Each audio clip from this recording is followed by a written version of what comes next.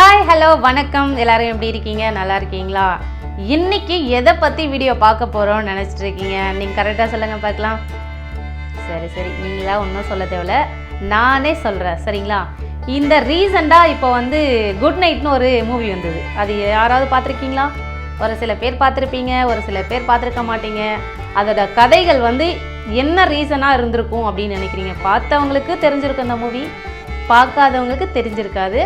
ஆனால் இப்போ நீங்கள் தெரிஞ்சுப்பீங்க. என்னன்னு தானே பார்க்க போகிறீங்க? வேறு ஒன்றுமே இல்லைங்க, குரட்டை. அதை சம்மந்தப்படுத்தி தான் அந்த மூவியே வந்தது.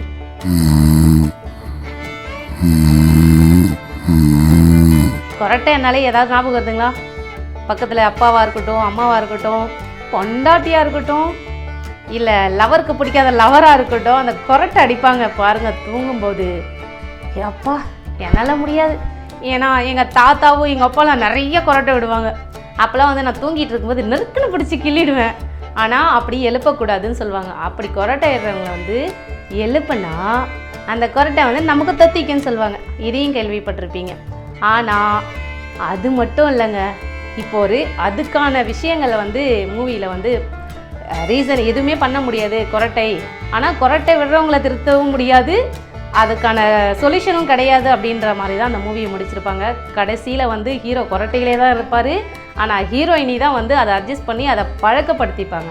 அந்த குரட்டை சவுண்டை பழக்கப்படுத்தி சரி அப்படின்ற மாதிரி வாழ்க்கையை வாழ்வாங்க. ஆனால் சில பேர் இதை பிடிக்காத டைவர்ஸ் கூட பண்ணியிருக்காங்க சரிங்களா. ஆனால் குரட்டைன்றதை நிறுத்த முடியாததெல்லாம் ஒன்றும் கிடையாது, ஆனால் நிறுத்தலாம். அதே மாதிரி இன்னொரு விஷயம், முக்கியமான விஷயம், குரட்டை அப்படின்றது சாதாரண ஒரு விஷயம் கிடையாது. அந்த குரட்டைன்றது நைட்டு தூங்கும்போது ரொம்ப சவுண்டாக இருக்கும். ஒரு சிலர் பொறுமையாக குரட்டை விடுவாங்க. இந்த குரட்டை சவுண்ட்லாம் யாரெல்லாம் கேட்டிருக்காங்க? ஆனால் எங்கள் வீட்டில் யாருமே குரட்டை இட மாட்டாங்கன்னு சொல்கிறதுக்கெலாம் வாய்ப்பே கிடையாது. அதுக்கான சொல்யூஷன் தான் இப்போ நம்ம பார்க்க போகிறோம் சரிங்களா. அதே மாதிரி குட் நைட்டுன்ற மூவியில் பார்க்காத ஒரு விஷயங்கள் இப்போ நம்ம வீடியோவில் பார்க்க போகிறீங்க. அந்த குரட்டையே இனிமேல் வரக்கூடாது.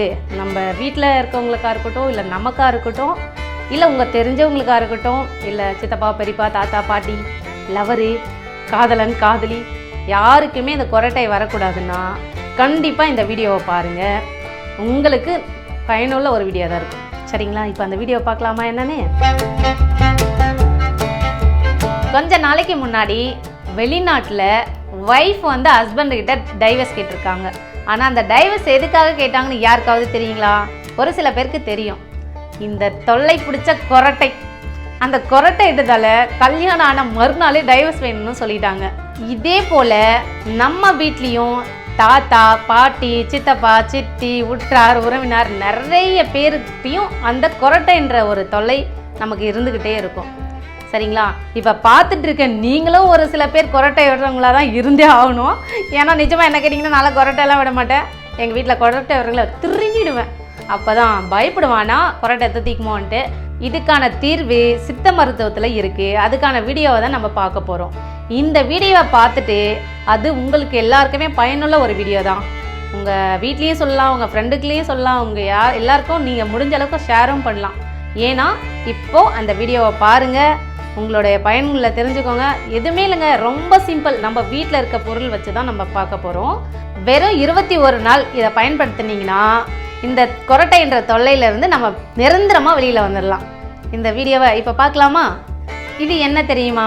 உங்கள் எல்லாருக்குமே தெரிஞ்சிருக்கும். இதுதான் செவ்வாழை.